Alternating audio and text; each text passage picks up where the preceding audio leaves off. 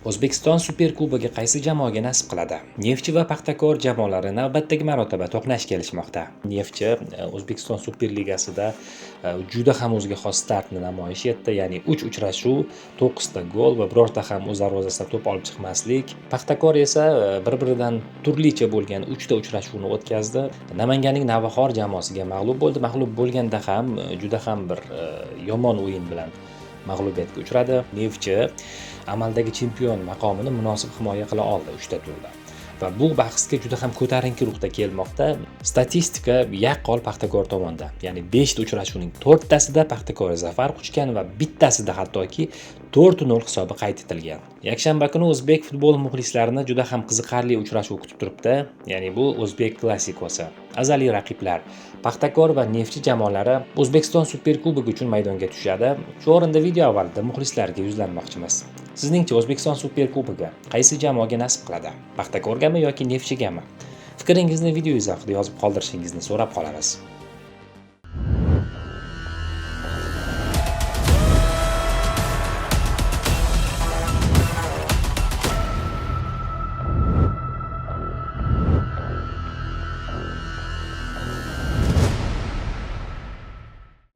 Kuni kecha mazkur uchrashuvda ishlaydigan hakamlar nomi ma'lum qilindi, ya'ni unga ko'ra mazkur bahsda Temur To'xtasinov boshchiligidagi hakamlar ishlaydigan bo'lishda, ularga qanotlarda Anvar Marajabov va Ziyodulla Abdurahmonovlar ko'maklashadi.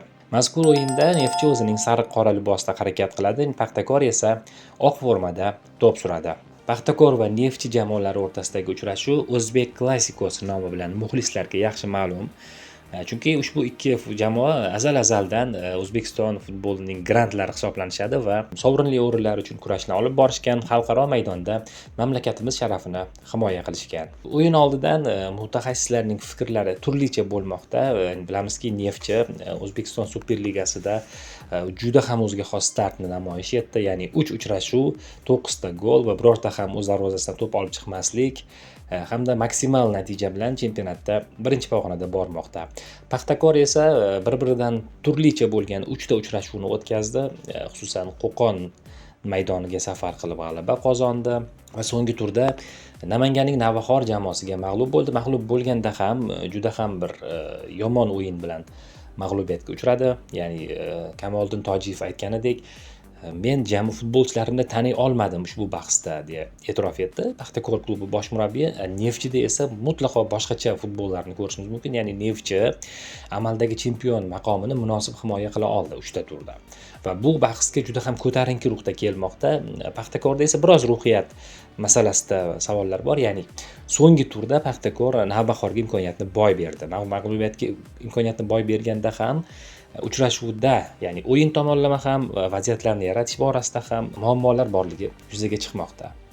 Endi agar Superkubok finalidagi g'alaba esa Kamoliddin Tojiyev jamoasi uchun burilish nuqtasi bo'lishi mumkin. Ya'ni jamoaning o'ziga bo'lgan ishonchini oshirish ma'nosida yoki aksincha, Neftchi agar bu o'yinda ham raqibni mag'lub eta olsa, juda ham katta ruhiy jihatdan ustunlik bo'ladi farg'onaliklarda va mavsumning qolgan qismini juda katta tashabbus bilan o'tkazishlari mumkin bo'ladi.